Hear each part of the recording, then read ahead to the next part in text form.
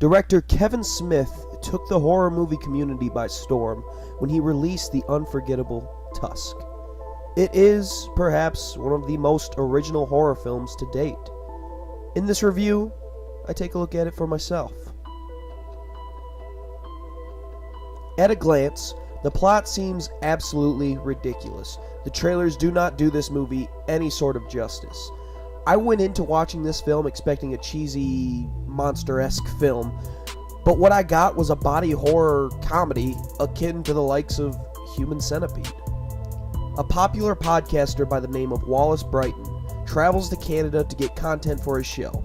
The content in question is an interview with an individual named the Kill Bill Kid, who severs his leg with a katana.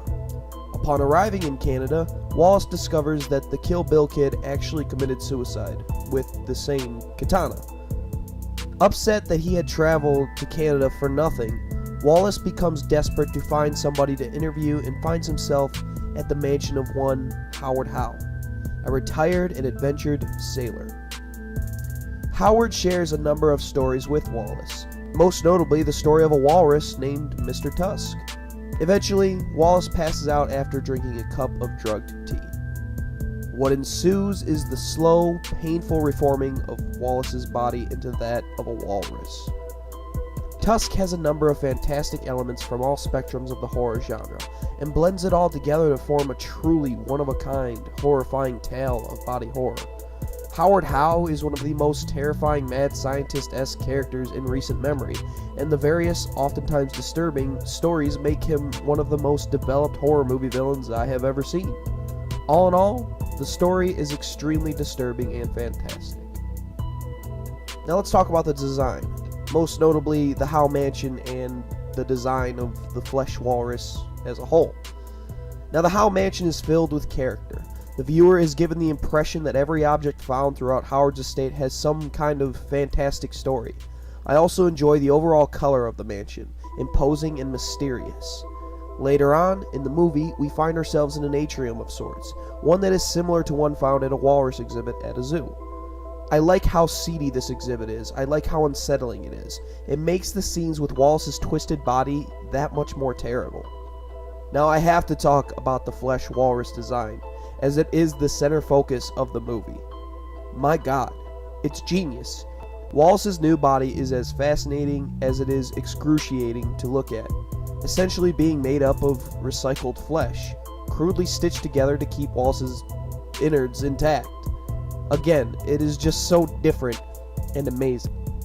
Now the acting is great. Starting with the leading actor, Justin Long, who plays our unfortunate man-walrus hybrid. I believe he has a knack for acting in such strange roles as this one, and this one perhaps being the most strange of all. He plays a good, hateable character in the beginning and plays an even better victim who is in unimaginable levels of pain, where his dialogue is primarily shrieking and sobbing. Justin presents the pain his character is enduring very well, and had it not been for his performance, the design of the flesh walrus would have, without a doubt, fallen flat. Michael Parks returns to the silver screen playing a very fantastic lunatic, almost too good, as if he's been playing this character his entire life. It just comes so naturally to him, and that by itself is frightening. My favorite moment of this movie is when Howard Howe dons a flesh walrus suit of his own and proceeds to fight with Wallace. It's just priceless. Haley Joel Osment plays Wallace's co-podcaster Teddy. Haley is better known as the son of Forrest Gump in, well, Forrest Gump. He doesn't hold a really strong spot in this movie. He's more like the supporting character to the supporting character. But he does his job well. Genesis Rodriguez plays Allison, Wallace's girlfriend, and delivers a heart-wrenching performance each time she is on the screen, usually in flashbacks, or to deliver the final line in the movie where she bids farewell to Wallace, knowing full well he is not able to live a normal human life after undergoing his surgery. The acting gives this movie a sense of realism, while also being able to maintain that extremely obscure, one-of-a-kind experience. The cinematography in Tusk gets the job done, without a doubt. While it's not super artistic in many ways, it certainly knows how to capture the right angle of the fleshy Mr. Tusk. There are also a number of impressively revealing shots of the various scenes throughout the film, further driving home the character of this movie. Director Kevin Smith really knows how to get the job done for a comedy body horror film like Tusk, and to be frankly honest, nobody will ever be able to make something so bizarre again. Now my verdict is this.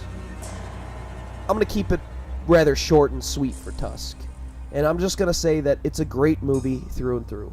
It doesn't pretend to be anything other than a messed up, gore-splattered good time, and I would want nothing less for a film such as this. It's simple yet effective, and I highly recommend it for fans of the more bizarre cult films, as this one defines that particular genre.